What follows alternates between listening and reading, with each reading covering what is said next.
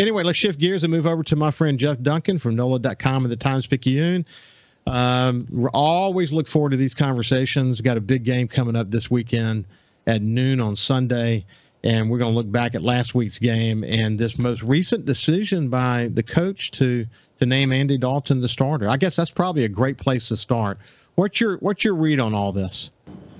Well, it didn't surprise me. I mean, you could read between the lines, Ricky, with what Dennis Allen was saying, that I think he values the stability that Andy Dalton brings to the position. I mean, Dalton's been a veteran quarterback in this league for a while now, and they've had so many moving parts with the offense.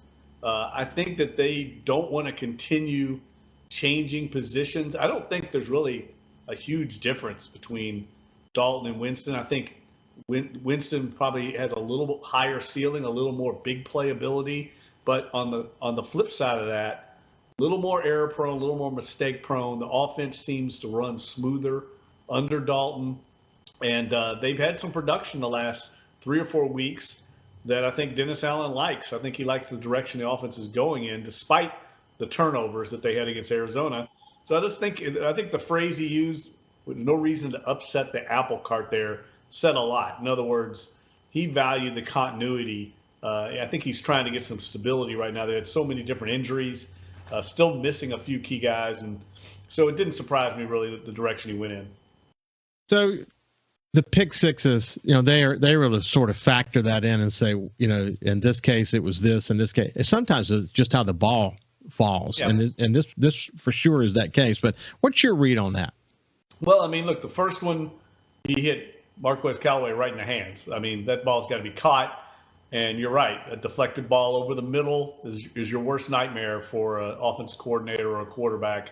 And that ball got returned. And then the second one was a pass protection error. I mean, now Dalton could feel the pocket a little better and maybe slide a little bit to avoid that, but he got hit as he was throwing, kind of bad luck. What I'm more concerned with when I see these things happen, Ricky, and it's something that I've been concerned with all year, frankly, as I watch games again, is a lot of times those plays are going to happen. You're going to have an interception on a deflected ball, things like that. The pursuit is what concerns me. The effort to get the ball carrier down once the interception's made. That's what I think I'm seeing that I haven't seen in the past, that running to the ball, that all-out effort. Same thing on defense. We've talked about missed tackles. The Saints don't necessarily rank that high in missed tackles. They're right in the middle of the league. But it's the compounding issue of not pursuing the ball, that all-out effort. I'll be eager to see if they correct that this week, because the players have talked about they've had a little bit of an extra break here with that Thursday night game.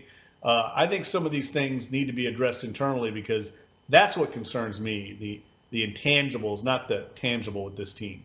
Well, does it, for people who miss Demario Davis's 5-minute conversation or, answer to the media this week, there was actually a part of it, like 1 minute, little over a minute, where the words were incredible, and they were what you would want to hear from a leader. Do you think he's having an impact internally? That does give you a sense of what you just said, that during this off time, there's been a lot of soul searching that's going on. Leaders are hopefully stepping up. People are listening to the leaders. What are you hearing about all that? Well, I mean, Alvin Kamara the same way, right? So there's been a little bit of rallying the troops, circling the wagons. It worries me a little bit that we're in week 8 and it's happening now. I mean, you're 2-5, but the fact remains there's still only one game out of first place in the NFC South. So there's still reason to believe you can get back in this thing. Just got to play better. And I agree with you. I like what I heard from Demario Davis. He's the kind of guy that needs to step up. I mean, he's the leader on this team, and in so many ways, people listen to him. And frankly, the defense has not played up to their standard. The front seven in particular, Ricky, I mean, that group, we talk every week about all the injuries that have happened in this league, all the injuries that have happened with this team. They've been largely unaffected by injuries. I mean, the front seven's been healthy the entire time. We thought the team, it's turned out to be very mediocre so far. And that's an area, if this team is going to get back in it, they've got to get better on the defensive front. We had a little bit of a Wi-Fi blip just then. So what was the thing you said before? We got to get back on track. Say that again, please. Well, just that they've got to get this defense back. Yeah. I mean, that's the group that we expected high expectations from. And, they've not played well. The front seven in particular, the defensive secondary has been riddled by injuries. The front seven's been healthy, and they've not produced so far. And to me, that's where it's got to start. That's what I read when I heard Demario Davis read between the lines. He's putting it on the onus on the defensive front seven. Well, listen, we said this before, but going into the season, you were like, this could be the year for the front seven, anchored by David Onyemata, and it just hasn't come to fruition. That's got to have been a huge frustration for the team. Well, the defensive tackle position's been really a disappointment. I mean, Onyemata is not the same player he was before his PED suspension. That's clear. And that affects the linebacker position. I got asked this past week on my Fox 8 studio gig about, what's wrong with Demario Davis? What's wrong? Why has he produced? Well, a lot of that has to go to the defensive line, especially the defensive tackles. The way this defensive scheme works, Ricky, the defensive line is basically asked to eat blocks, eat the offensive linemen up, keep them off the linebackers so they can run and pursue the ball carrier.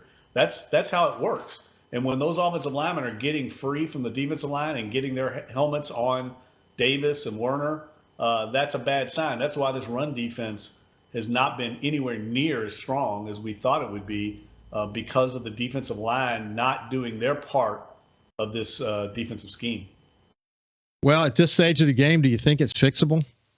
No, I'll be surprised. I mean, you can scheme it up a little bit, but they're going to have to address the defensive tackle position. Look, they've kind of tried to do it with smoke and mirrors the last few years, but the reality is they're playing a bunch of guys in there that are street free agents or undrafted players. Malcolm Roach, Shai Tuttle. There's a reason they weren't drafted. They're grinders in there. They're quality role players, probably best served as rotational players, but they need to get a dude in there.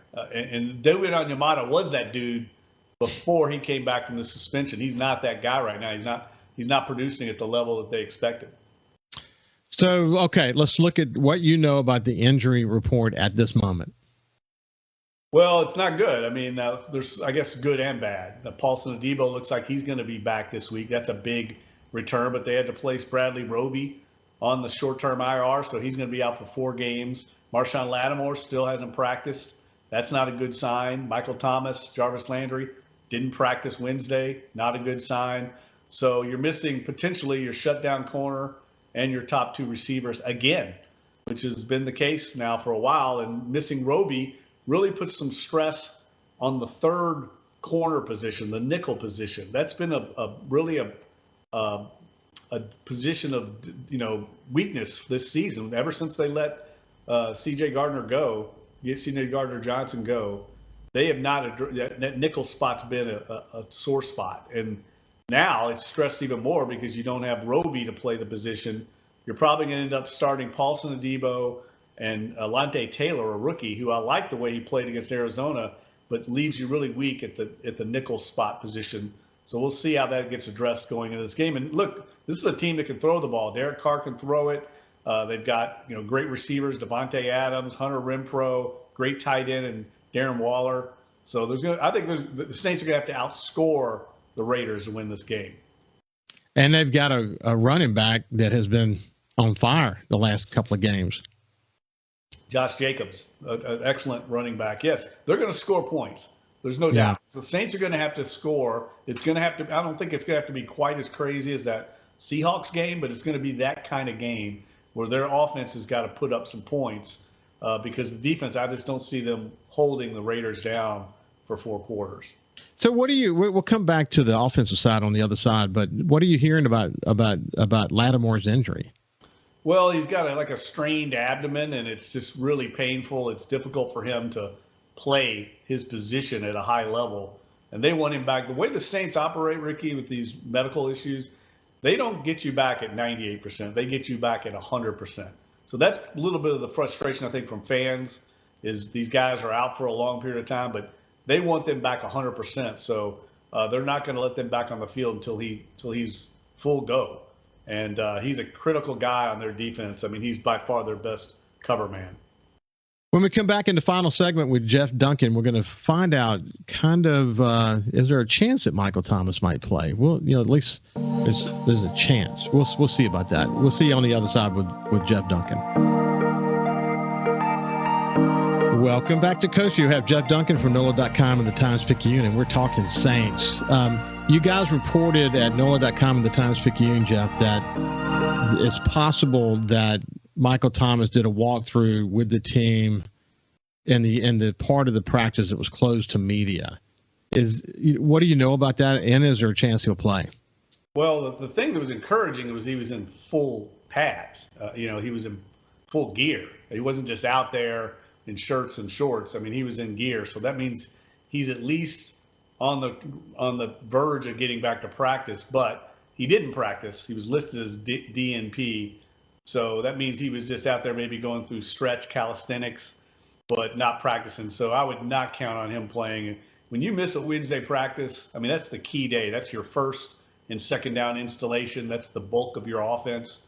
Thursday is third down, and then Friday is the situational goal line, red zone, things like that. That installation on Wednesday is critical. So I would be surprised if he plays.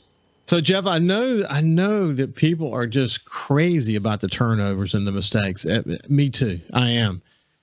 But when you look at the production of the offense, independent of those disastrous moments, they produce really well without Jarvis Landry and Michael Thomas. Where would they be if they had them? Well, here's the thing, though, that I caution people on that. Sometimes statistics can be misleading. I mean, Sean Payton used to always talk about this as head coach. He used to talk about getting control of a game.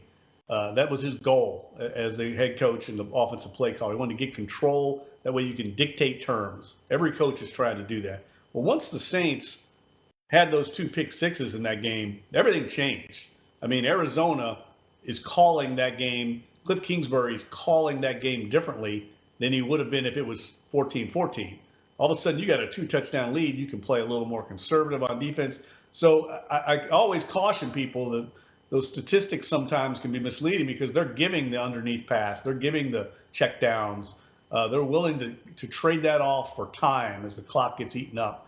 So, yes, they put up some numbers, but I think what would be encouraging to me if I'm a Saints fan is that they've been able to strike on some big plays. I tweeted this out this week, Ricky, and I don't think people – one of the things I try to do as a journalist is give perspective. I can tell you right now that the Saints have 11 plays of 40 yards or more, and that might impress you, it might not, because you need context. Well, that's the most in the entire NFL. So that all of a sudden gives you much more greater perspective, right? The 11 plays of 40 or more yards leads the NFL. The Saints offense has that. So they're getting big plays, and they got that early on with Rashid Shaheed with the long touchdown pass. So they're able to kind of put up some explosive plays, which is the most difficult thing to do in the NFL. So I'd be encouraged by that and seeing if you can build from that and start scoring more touchdowns once you get in the red zone. That was a problem early on. Well, when Raheem had that big play 2 games ago, you thought, wow, that was great, but maybe it's a fluke. And then he had another big play, and you think, wow, this guy's a threat. You mix that with Olave, who's having an unbelievable rookie year, in spite of having been injured some. If you could get Michael Thomas back healthy, I mean, what it would, and then of course you've got Alvin Kamara that's really playing well. You might be able to piece together a season if the defense would just start playing normal. I mean, they don't even have to play lights out. Just quit giving up the big plays. Yeah, no, you're right. I mean, they're in these games. I mean, you have to somewhat be encouraged. I mean, look at Minnesota right now. Minnesota's 5-1. The Saints were a double-doink field goal away from going to overtime with them. I mean, so they've been in these games. They've not been getting blown out. They've been their own worst enemy. But the problem is it's happened now for 7 weeks, and they're still ranking. Not only do they lead the league in turnovers, but they're, I think, 3rd in the league in penalties. I just pointed out they've got the most defensive holding calls in the NFL, most false starts. False starts is a bad one to lead the league in. That's something that Sean Payton never allowed to happen. Pre-snap penalties, things like that. Those things, are difficult to overcome when you're not overwhelmingly talented. So I feel like I'm not buying in yet. I've been pretty optimistic all year, but I've just got to see this team do it on the field consistently over more than a half or even one game. That long stretch as a Saints fan, the older Saints fans remember it well, the bag on head time. You literally used that phrase in your column last week about this last week's game. Well, it had more to do with your 2 pick sixes in the 2-minute drill. That's baghead days. That's the stuff where you can't make that up. I mean, the Saints have had 4 turnovers returned for touchdowns this year. No one is in the league's even close to that. I mean, most years you get one of those. The Saints have already had 4. They haven't even played half the season. That's difficult to overcome. Unbelievable. Hey, you said going into the season that one of the most important things we're going to watch as we're closing this thing out is that Dennis Allen, how is he going to deal with adversity? He doesn't get a good score on that so far, does he? No, but I tell you, this big decision to change quarterbacks and to go with Andy Dalton, that was a big one. That's going to define the rest of his season. That was not the road I think he came into the season expecting to take. So we're going to see how this plays out. He did make a tough call there. Now we'll see if it's the right call. We will see. Jeff Duncan from NOLA.com at the Times-Picayune. It's been a pleasure to catch up with you, my friend. Have a great game, and we'll see you next week. All right, Ricky. We'll talk then, buddy. Take care. You bet. Have a great weekend, and we'll see you on Monday.